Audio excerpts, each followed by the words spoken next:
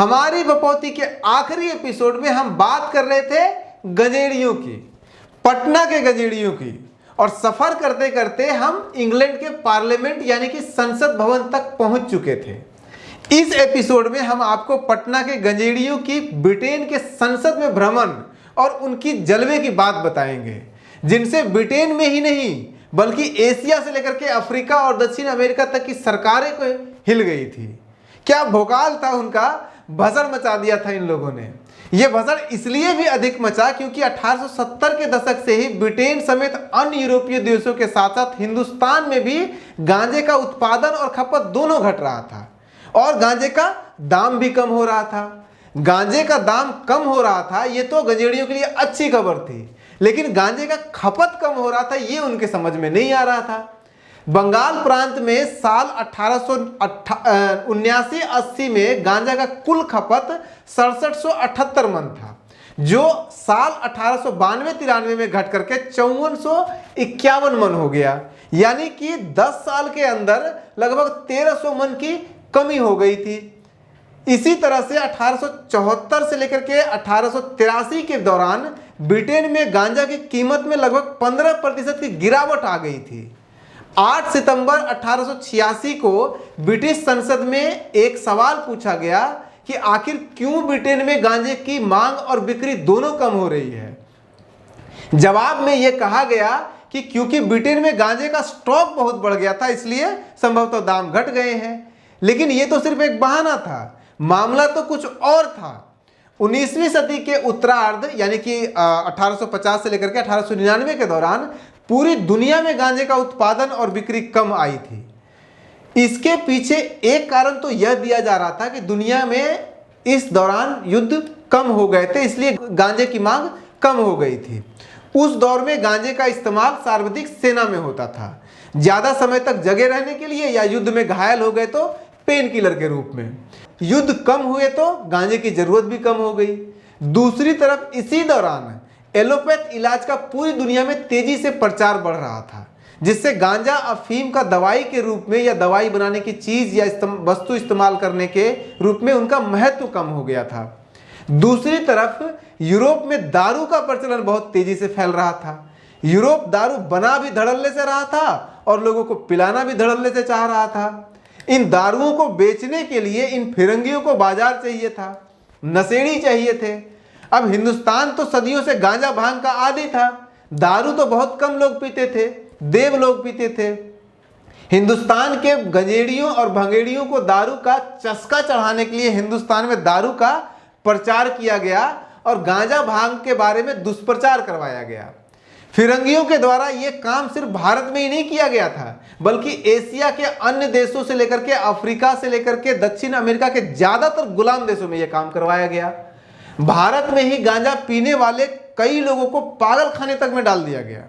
जब भारत में विश्व की पहली गांजा आयोग का गठन किया गया तो गांजा आयोग ने हिंदुस्तान के अलग अलग पागल खाने में ऐसे पागलों का इंटरव्यू लिया जिन्हें ज्यादा गांजा पीने के आरोप में पागल घोषित करके पागल खाने में ठूस दिया गया था। भारतीय गांजा आयोग ने पटना के पागल खाने में ऐसे ही 8 गजेड़ियों का इंटरव्यू लिया और पाया कि 8 में से 5 पागल तो ऐसे थे जिन्होंने बहुत कम गांजा पिया था। उनमें से एक तो ऐसा था जिसने कभी गांजा पिया ही नहीं था, और एक शिवा ठाकुर को गंजेड़ी बोल करके इसलिए पागल खाने में ठूस दिया गया था क्योंकि वो बहुत ज्यादा सेक्स करते थे, मतलब सहवास बहुत ज्यादा करते थे।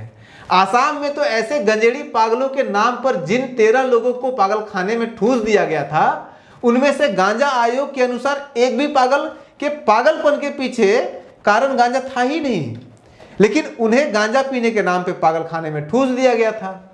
कुछ लोग तो ऐसे भी थे जो पागल खाने में आने के बाद पागल हुए थे। दुनिया और हिंदुस्तान के इस पहले गांजा आयोग के ऊपर न सिर्फ हिंदुस्तान के भीतर बहस और बवाल मचा, बल्कि ब्रिटेन के संसद में भी खूब हंगामा हुआ।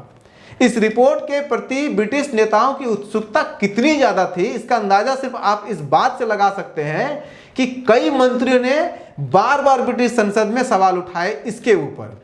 यह रिपोर्ट कब पूरा होगा, कौन कौन इस आयोग का सदस्य है, इस गांजे आयोग की रिपोर्ट के आधार पर भारत में क्या फैसले लिए जाएंगे या क्या लिए जा चुके हैं। ऐसे तमाम विषयों पर ब्रिटिश संसद में खूब सवाल किए गए और खूब चर्चा चला। 25 अप्रैल 1895 को ब्रिटिश संसद के एक सदस्य ने पूछा कि अभी तक ब्रिटेन की संसद में वो आयोग की रिपोर्ट पहुंची नहीं है, लेकिन हिंदुस्तान के अखबारों में इस गांजा आयोग की रिपोर्ट के सुझाव कैसे छप रहे हैं। अप्रैल 1894 के चौथे हफ्ते के दौरान टाइम्स पत्रिका, जो प्रसिद्ध टाइम पत्रिका आज भी चलती है, उसमें भारतीय गांजा आयोग के इस रिपोर्ट पर 6 कॉलम का रिपोर्ट छापा गया, जबकि उस समय तक रिपोर्ट ब्रिटिश के संसद में भी नहीं पहुंचा था। ब्रिटेन के संसद में यह रिपोर्ट 14 नवंबर 1894 को इतने हल्ले गुल्ले के बाद पहुंचता है, जबकि हिंदुस्तान में यह रिपोर्ट 23 मार्च 1894 में ही छप चुका होता है और अगस्त में ही टाइम्स ऑफ इंडिया और से लेकर के पायनियर और इंग्लिशमैन जैसे हिंदुस्तान के अखबारों में छप चुका होता है। इस रिपोर्ट में आयोग ने अपने सुझाव में गांजा के सीमित उपयोग पर प्रतिबंध नहीं लगाने का सुझाव दिया था। गांजा आयोग ने यह भी कहा कि गांजा पीने से कोई पागल नहीं होता है। आयोग के अलावा पटना मेडिकल कॉलेज के नरेंद्र नाथ गुप्ता और सूरज नारायण सिंह जैसे कई भारतीय चिकित्सकों ने भी अपने अपने सुझाव दिए और सुझाव में यही कहा कि सीमित उपयोग से गांजे से कोई हानि नहीं होती है। इसी तरह से ब्रिटेन के एक प्रख्यात मनोरोगी चिकित्सक वॉल्टर डिक्सन ने ब्रिटेन मेडिकल जर्नल में, जो उसमें बहुत प्रसिद्ध था, उसमें 1899 में एक लेख लिखा, शोध पत्र लिखा और उसमें ऐसे पेय पदार्थ के रूप में उन्होंने कहा कि अगर गांजा का इस्तेमाल किया जाता है, भांग का इस्तेमाल किया जाता है, तो वो चाय, कॉफ़ी या कोला की तरह रिफ्रेशिंग चीज़ है जो खाने के साथ लिया जा सकता है और इसकी न तो कोई आदत लगती है और न ही सीमित इस्तेमाल से कोई बहुत बुरा प्रभाव पड़ता है। लेकिन इन सुझावों का ब्रिटिश सरकार के फैसले पे कोई फर्क नहीं पड़ा, क्योंकि आयोग तो 1893 में बनी थी, लेकिन हिंदुस्तान में गांजे के इस्तेमाल पर अंकुश लगाने तो ब्रिटिश सरकार ने 1870 के दशक में ही शुरू कर दिया था। उदाहरण के लिए एक्साइज एक्ट 1881 के तहत भारतीयों को अधिकतम 5 तोला गांजा रखने का कानूनी अधिकार दिया गया था, यानी कि कोई उससे ज़्यादा नहीं रख सकता था। इसके पहले 1870 में दक्षिण अफ्रीका में भारत से आए मजदूरों द्वारा गांजे के इस्तेमाल पर प्रतिबंध लगा दिया गया था पूरी तरह से। ब्रिटेन के अनुसार भारतीय मजदूरों द्वारा गांजे का इस्तेमाल ब्रिटिश उपनिवेशवाद को चैलेंज कर रहा था। इसी तरह से वेस्ट इंडीज में भी भारत से आने वाले गांजे की बिक्री को रोकने के लिए गांजे के इस्तेमाल पर आंशिक प्रतिबंध लगा दिया गया था। 1925 के जिनेवा कन्वेंशन में जब भारतीय गांजे को अफीम की तरह डेंजरस और एडिक्टिव बताया गया और भारतीय गांजा भांग को बदनाम करने का साजिश प्रयास किया गया, तब इस कन्वेंशन में भी ब्रिटिश सरकार ने और न ही भारत के सरकार ने कोई विरोध किया, क्योंकि ब्रिटिश सरकार भी भारतीय गांजा और गंजेड़ियों को बदनाम करना चाहती थी। हालांकि दूसरी तरफ ब्रिटेन में गांजे की बिक्री कम होने और उसके दाम घटने पर ब्रिटिश संसद के अंदर चिंता जताई जा रही थी और दूसरी तरफ हिंदुस्तान में उनके इस्तेमाल के गलत प्रभाव का हवाला देकर के इसके उत्पादन और बिक्री पर अधिक से अधिक कर लगाया जा रहा था और हिंदुस्तान के गंजेड़ियों को पागल खाने तक में डाल दिया जा रहा था। यानी ब्रिटेन को गंजेड़ियों से प्रॉब्लम नहीं थी, उन्हें भारतीय गंजेड़ियों से दिक्कत थी। गांजा आयोग की सकारात्मक रिपोर्ट के बाद भी गांजा और गंजेड़ियों के दमन की यह प्रक्रिया जारी रही, हिंदुस्तान में भी और हिंदुस्तान के बाहर अन्य गुलाम देशों में भी। हिंदुस्तान पर लिखी इस रिपोर्ट के छपने और ब्रिटिश संसद तक पहुंचने और उस पर बहस होने के बाद ब्रिटिश संसद में श्रीलंका, बर्मा, एशिया के अन्य देशों में गांजे के उपयोग के मुद्दे पर बहस होने लगी। जैसे हिंदुस्तान में भारतीय गांजा आयोग का गठन हुआ, वैसे ही इन देशों में भी गांजा आयोग का गठन किया गया। इस दौरान श्रीलंका के साथ साथ कई गुलाम देशों की सरकारों ने 1897 में गांजे के आयात पर टैक्स दुगना कर दिया। इस तरह से जो आग पटना के गंजेड़ियों ने, या यूं कहें कि बालूचर के गंजेड़ियों ने लगाया था, वो आग ब्रिटिश संसद से लेकर के दुनिया के लगभग सभी गुलाम देशों तक पहुंच गई। इस आग में श्रीलंका से लेकर के अफ्रीका और वेस्ट इंडीज से लेकर के गंजेड़ियों का झुलसना पड़ा।